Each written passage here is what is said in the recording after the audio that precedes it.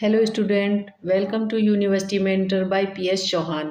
आज हम पढ़ने जा रहे हैं एलएलबी के जूरिस्प्रूडेंस के कुछ पीवाईक्यू जो कि काफ़ी इम्पोर्टेंट हैं।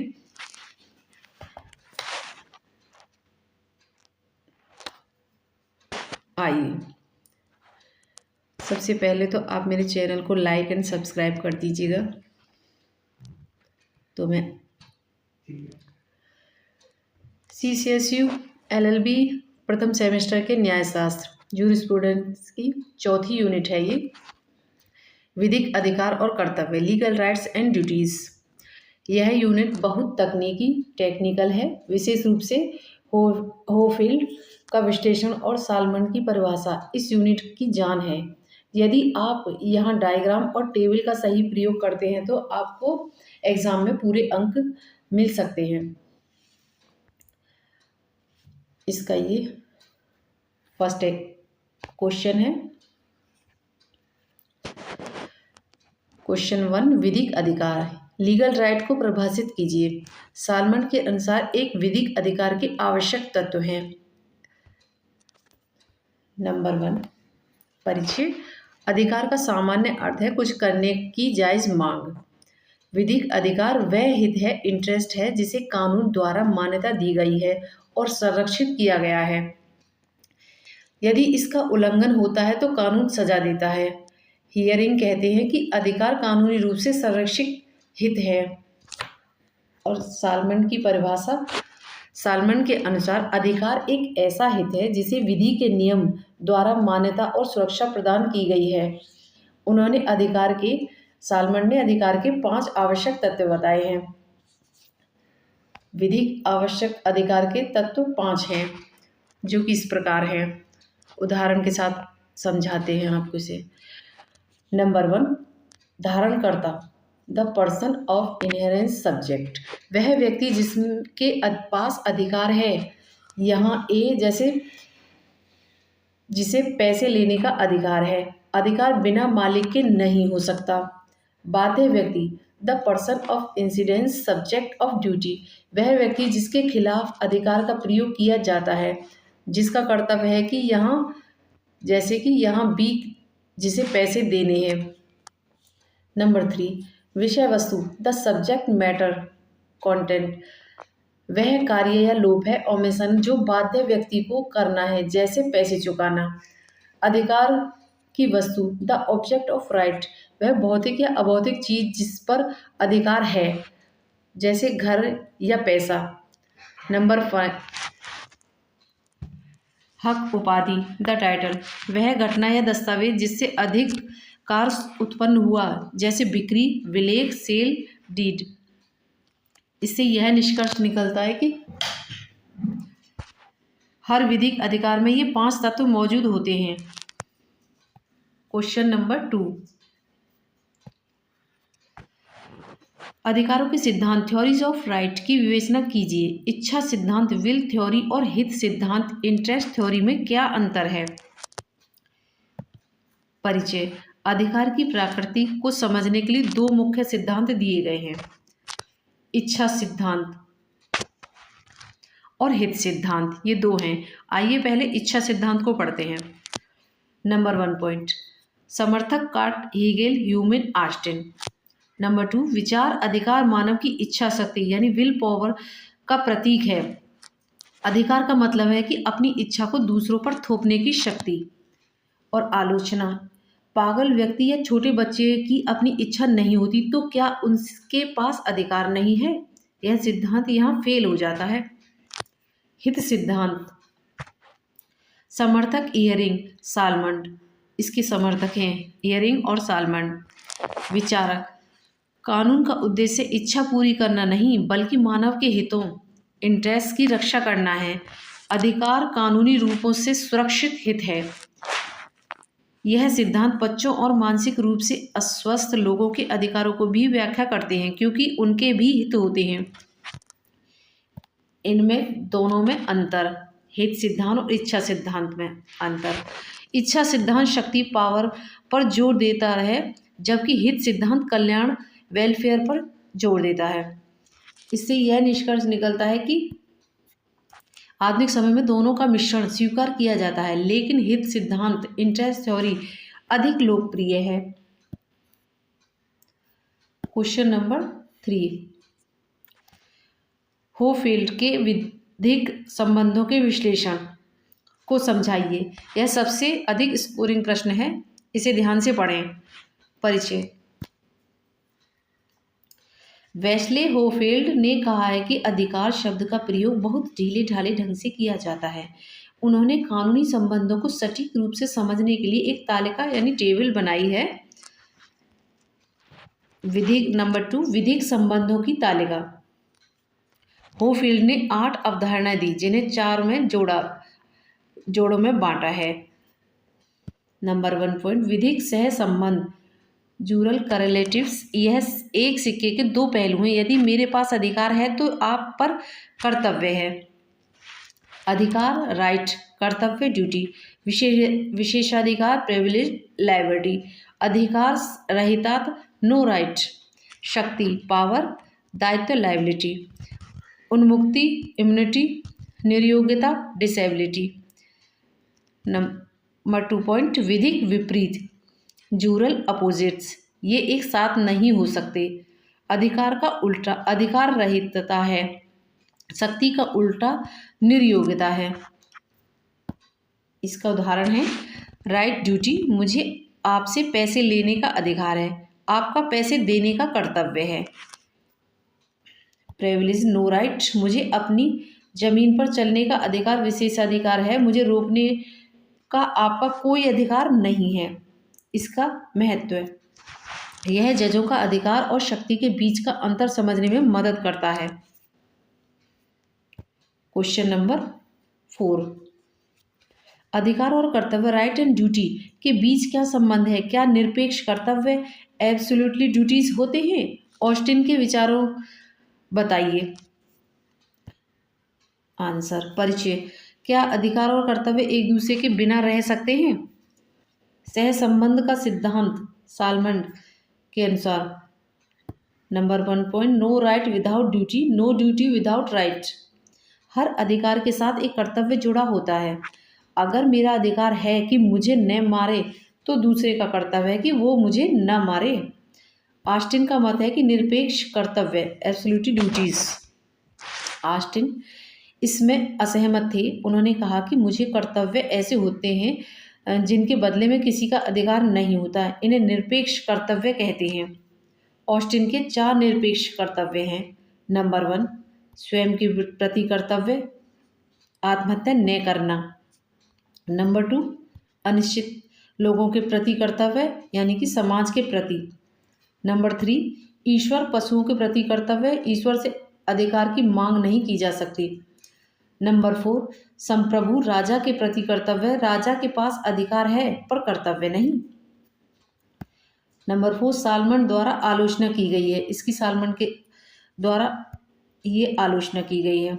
सालमन ने कहा है कि कानून केवल मनुष्य के प्रति संबंधों को देखता है, इसलिए ईश्वर या स्वयं के प्रति कर्तव्य का कानून में कोई स्थान नहीं है। इससे यह निष्कर्ष निकलता है कि कानून में अधिकार और कर्तव्य सह संबंधित कोरिलेटेड होते हैं। क्वेश्चन नंबर 5, विधिक अधिकारों का वर्गीकरण, क्लासिफिकेशन ऑफ राइट्स कीजिए। परिचय। अधिकारों को उनकी प्रकृति के आधार पर कई भागों में बांटा गया है। प्रमुख वर्गीकरण, प्रत्येक को 2-3 वाक्यों में समझाइए। पूर्ण और अपूर्ण अधिकार, परफेक्ट एंड इम्परफेक्ट राइट्स। पूर्ण, जिससे कोटा लागू करा सकता है। अपूर्ण, जिसे कोर्ट लागू नहीं कर सकता, जैसे समय, बाधित ऋण, टाइम बेड डेब्ट। सकारात्मक और नकारात्मक अधिकार, पॉजिटिव एंड नेगेटिव राइट्स। सकारात्मक, किसी से कुछ करवाने का अधिकार, यानी पैसे लेने। नकारात्मक, किसी को कुछ करने से रोकने का अधिकार, मेरी जमीन पर मत आओ। सर्व संबंधी और व्यक्ति बंधी अधिकार, right in rem and rights in personam. इसे अलग प्रश्न में विस्तार से देखें। संपत्ति और वैयक्तिक अधिकार, प्रॉपर्टी एंड पर्सनल राइट। संपत्तिक, जिसकी आर्थिक मूल्य हो, जमीन, घड़ी। वैयक्तिक, जो व्यक्ति की प्रतिष्ठा या शरीर से जुड़ा हो, स्वतंत्रता, मानहानि। निहित और समाहित अधिकार। प्रश्न 1, सर्व संबंधी अधिकार, राइट इन रेम और व्यक्तिबंधी अधिकार में अंतर स्पष्ट कीजिए। अर्थ। Right in rem, jus in rem, संपूर्ण विश्व के विरुद्ध अधिकार। उदाहरण, मेरा घर पर अधिकार पूरी दुनिया का कर्तव्य है कि वो इसमें दखल न दें। राइट इन पर्सोनेम, यूज इन पर्सोनेम, किसी विशिष्ट व्यक्ति या विरुद्ध अधिकार। उदाहरण, संविदा कॉन्ट्रैक्ट में अधिकार, अगर मैंने ए को पैसे उधार दिए तो अधिकार केवल ए के खिलाफ है, पूरी दुनिया के खिलाफ नहीं। इसका अंतर हम टेबल की सहायता से समझेंगे। सर्व संबंधी अधिकार और व्यक्तिबंधी अधिकार। आधार, राइट इन रेम सर्व संबंधी, राइट इन पर्सोनेम से व्यक्तिबंधी संबंधी। पूरी दुनिया, वर्ड ए लार्ज, निश्चित व्यक्ति। प्राय नकारात्मक, दूसरों को रोकना। प्राय सकारात्मक, कुछ करवाने का। कानून या कब्जे से उत्पन्न होता है। अनुबंध कॉन्ट्रैक्ट से उत्पन्न होता है। मानहानि से बचने का अधिकार। कर्ज वापस लेने का अधिकार। निष्कर्ष, इसके यह निष्कर्ष निकलता है कि दीवानी कानून में यह सबसे मौलिक अंतर है। क्वेश्चन नंबर 7, निहित अधिकार और समासिक अधिकार क्या है, उदाहरण सहित समझाइए। निहित अधिकार, वेस्टेड राइट। नंबर 1 पॉइंट, अर्थ, वह अधिकार जो पूर्ण रूप से मिल चुका है, इसमें कोई शर्त बाकी नहीं है। यह तत्काल स्वामित्व, ओनरशिप देता है, भले ही कब्जा बाद में मिले। उदाहरण, पिता की मृत्यु के बाद पुत्र की संपत्ति का अधिकार तुरंत मिल जाता है। ये निहित अधिकार हो गए। ये नंबर 2, समाहित अधिकार, इसके भी पॉइंट बना रखे हैं। अर्थ, वह अधिकार जो किसी अनिश्चितता घटना के होने या न होने पर निर्भर करता है। सेकंड पॉइंट, यह अभी पक्का नहीं है, केवल एक संभावना है। उदाहरण, ए कहता है मैं बी को अपना घर दूंगा।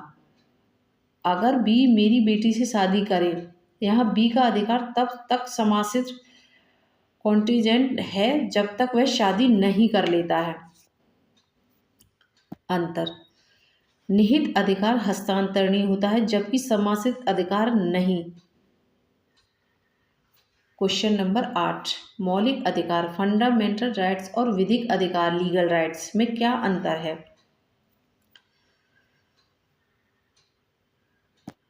परिचय, भारत के संदर्भ में यह महत्वपूर्ण है। अंतर, मौलिक अधिकार और विधिक अधिकार में अंतर। Fundamental rights and legal rights, difference. Number 1 point, स्रोत, मौलिक अधिकार संविधान भाग 3 से मिलते हैं। विधिक अधिकार सामान्य कानून जैसे संविदा अधिनियम से मिलते हैं। महत्व, मौलिक अधिकार जीवन के लिए अनिवार्य हैं। विधिक अधिकार सामान्य जीवन के लिए है। प्रवर्तन, मौलिक अधिकारों के उल्लंघन पर सीधे सुप्रीम कोर्ट आर्टिकल 32 जा सकते हैं। विधिक अधिकार के लिए निचली अदालत जाना पड़ता है। निलंबन, आपातकाल में मौलिक अधिकार निलंबित हो जाते हैं, विधिक अधिकार नहीं हुए। उदाहरण, बोलने की आज़ादी मौलिक अधिकार है, वोट देने का अधिकार या संपत्ति का अधिकार विधिक अधिकार है। क्वेश्चन नंबर 9, क्या राज्य यानी स्टेट के विरुद्ध अधिकार हो सकता है। प्राचीन मत ऑस्टिन के अकॉर्डिंग, ऑस्टिन के अनुसार कानून संप्रभु राज्य का आदेश है, इसलिए संप्रभु के खिलाफ कोई अधिकार नहीं हो सकता, कोई खुद को आदेश नहीं दे सकता। आधुनिक मत लोकतंत्र, लोकतंत्र में विधि का शासन, रूल ऑफ लॉ सर्वोच्च है, राज्य नहीं। नागरिक राज्य के खिलाफ मुकदमे कर सकते हैं। भारतीय संविधान अनुच्छेद 300 के तहत सरकार पर मुकदमा चलाया जा सकता है। हम सरकार के खिलाफ रिट दायर करते हैं जो यह साबित करता है कि राज्य के खिलाफ अधिकार होते हैं। इससे यह निष्कर्ष निकलता है कि ऑस्टिन का सिद्धांत आज के लोकतांत्रिक युग में गलत है।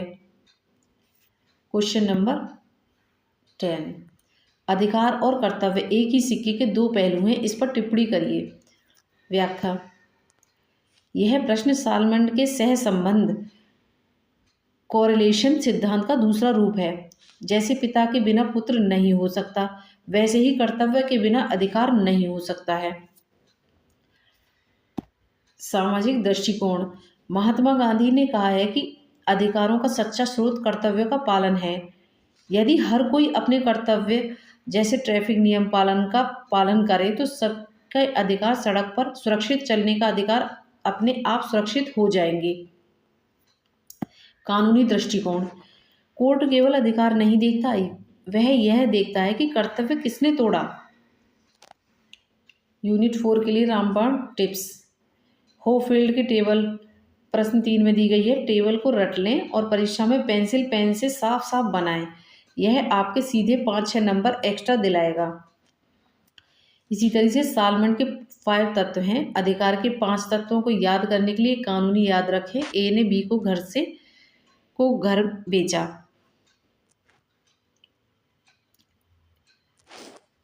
पूर्ण है जो अक्सर परीक्षा में स्पष्ट कर। यूनिट 4 के विधिक अधिकार और कर्तव्य से संबंधित 4 और अत्यंत महत्वपूर्ण प्रश्न जो अक्सर परीक्षा में अंतर स्पष्ट करें या टिप्पणी के रूप में पूछे जाते हैं, नीचे दिए गए हैं। यह प्रश्न आपके उत्तर को बारीकियों से अलग और बेहतर बनाएंगे। क्वेश्चन नंबर 11, संपत्ति का अधिकार, प्रॉपर्टी राइट और व्यक्तिगत अधिकार में अंतर स्पष्ट कीजिए। क्या ये अधिकार उत्तराधिकार इनहेरिटेंस में हस्तांतरित होते हैं? परिचय। अधिकारों का वर्गीकरण उनके उद्देश्य और विषय वस्तु के आधार पर किया जाता है। सालमंड ने अधिकारों को संपदा, स्टेट और परिस्थिति स्टेटस के आधार पर बांटा है। सेकंड पॉइंट, संपत्तिक अधिकार, प्रॉपर्टी राइट्स। अर्थ, वे अधिकार जिनका संबंध व्यक्ति की संपत्ति या धन से होता है, इनका आर्थिक मूल्य, मॉनेटरी वैल्यू होता है।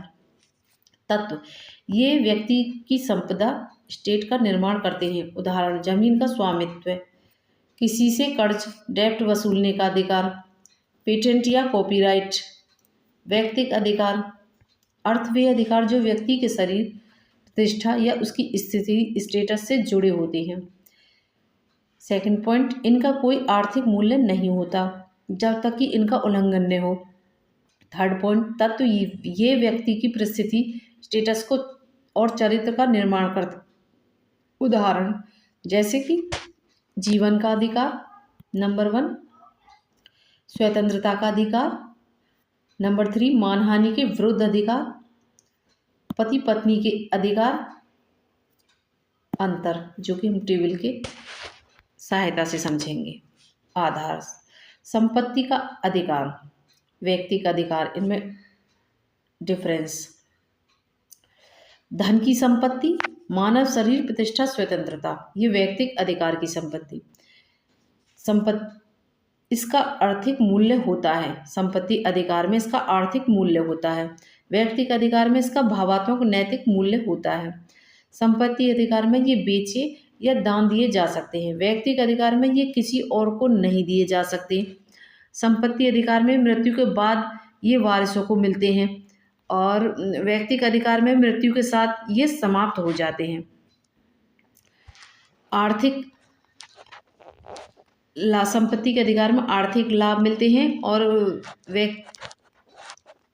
व्यक्तिगत अधिकार के मामले में गरिमापूर्ण जीवन जीने में सहायता करते हैं। इससे यह निष्कर्ष निकलता है कि वकीलों के लिए संपत्तिक अधिकार ज़्यादा महत्वपूर्ण होते हैं क्योंकि ज़्यादातर मुकदमे संपत्ति के होते हैं। क्वेश्चन नंबर 12, विधिक कर्तव्यों, लीगल ड्यूटीज का वर्गीकरण कीजिए। प्राथमिक और द्वितीयक कर्तव्य, प्राइमरी एंड सेकेंडरी ड्यूटीज में क्या अंतर है? परिचय। नंबर 1 पॉइंट, कर्तव्य ड्यूटी यानी एक बाध्यकारी नियम है। यह वह कार्य है जिसे कानून करने या न करने के लिए कहता है। यदि कर्तव्य तोड़ा जाता है तो कानून सजा देता है। इसे अपकृत्य या गलती कहते हैं। सेकंड पॉइंट, कर्तव्यों का वर्गीकरण, सकारात्मक और नकारात्मक कर्तव्य, प्राथमिक और द्वितीयक कर्तव्य। तो पहले हम सकारात्मक कर्तव्य को पढ़ेंगे। इसके 3 कर्तव्य हैं, सार्वभौमिक और सामान्य कर्तव्य। सबसे पहले हम सकारात्मक और नकारात्मक कर्तव्य को पढ़ते हैं। नंबर पॉइंट इसका भी, सकारात्मक कुछ करने का कर्तव्य जैसे उधार चुकाना, टैक्स भरना। सेकंड पॉइंट, नकारात्मक कुछ न करने का कर्तव्य जैसे चोरी न करना, किसी की जमीन पर कब्जा न करना। बी, प्राथमिक और द्वितीयक कर्तव्य, प्राइमरी एंड सेकेंडरी ड्यूटीज। प्राथमिक वे कर्तव्य जो स्वतंत्र रूप से मौजूद होते, इन्हें किसी दूसरे कर्तव्य के टूटने की जरूरत नहीं होती। उदाहरण, किसी को चोट न पहुंचाना, यह मेरा मूल कर्तव्य है। सेकंड पॉइंट, द्वितीयक या निदात्मक रेमेडियल वे कर्तव्य हैं तभी उत्पन्न होते हैं जब प्राथमिक और कर्तव्य टूटता है। इसे उदाहरण से समझेंगे। यदि मैंने किसी को चोट पहुंचाई, प्राथमिक तोड़ा, तो अब मेरा द्वितीयक कर्तव्य है कि मैं उसे हर्जाना यानी कंपेंसेशन दूं। सी, सार्वभौमिक और सामान्य कर्तव्य। फर्स्ट पॉइंट, सार्वभौमिक जो पूरी दुनिया के प्रति चोरी न करना। सामान्य जो किसी विशेष व्यक्ति के प्रति अनुबंध का पालन। इससे यह निष्कर्ष निकलता है कि कानून का मुख्य उद्देश्य द्वितीयक कर्तव्यों, सजा, जुर्माने के डर से प्राथमिक कर्तव्यों का पालन करना है। क्वेश्चन नंबर 13, जहां अधिकार है वहां उपचार है, इस सूक्ति की न्यायशास्त्रीय व्याख्या कीजिए। परिचय, यह लैटिन मैक्सिमम है, यूबीआई जस आईबीआई रेमेडियम। अर्थ, कानून में अधिकार का कोई मतलब नहीं है यदि उसके उल्लंघन पर कोई उपचार, रेमेडी, सजा या मुआवजा न हो। अधिकार और उपचार एक ही सिक्के के दो पहलू हैं। एसबी बनाम वाइट का मामला था ये 1703 में। नंबर 1, यह इस सिद्धांत का सबसे प्रसिद्ध ऐतिहासिक केस था। तथ्य, एक वोटर असभ्य का चुनाव अधिकारी वाइट ने वोट देने से रोक दिया। जिसे उम्मीदवार को वह वोट देना चाहता था वह वैसे भी जीत गया, यानी वोटर को कोई आर्थिक नुकसान नहीं हुआ। तर्क, अधिकारी ने कहा बिना नुकसान के कोई केस नहीं बनता। फैसला, जस्टिस होल्ट ने कहा कि वोट देना उसका विधिक अधिकार था, भले ही उसे एक पैसे का नुकसान न हुआ हो, लेकिन उसका अधिकार का हनन हुआ, इसलिए उसे मुआवजा मिलेगा। सिद्धांत, इंजूरिया शाइन डैमनो, बिना हानि के क्षति। यदि विधिक अधिकार टूटा है तो केस बनेगा। एशबी बनाम वाइट का ये बहुत फेमस केस था।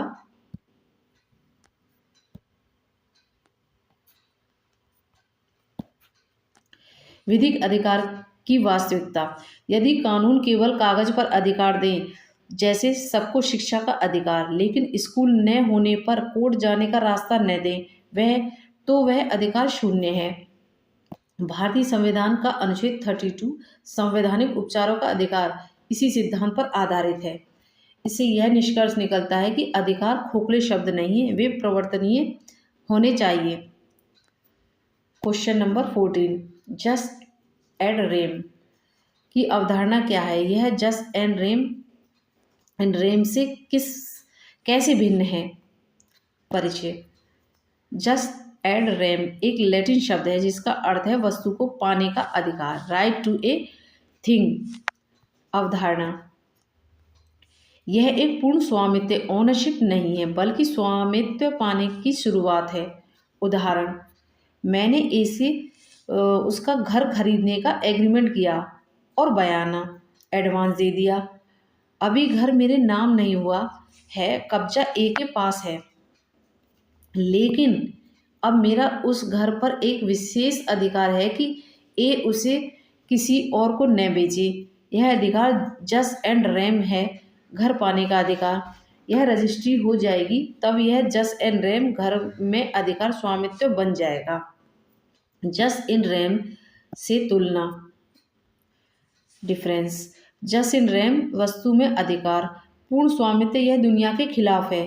जस्ट एड रेम वस्तु की ओर अधिकार, अर्धपूर्ण अधिकार, यह केवल उस व्यक्ति के खिलाफ जिससे वस्तु लेनी है।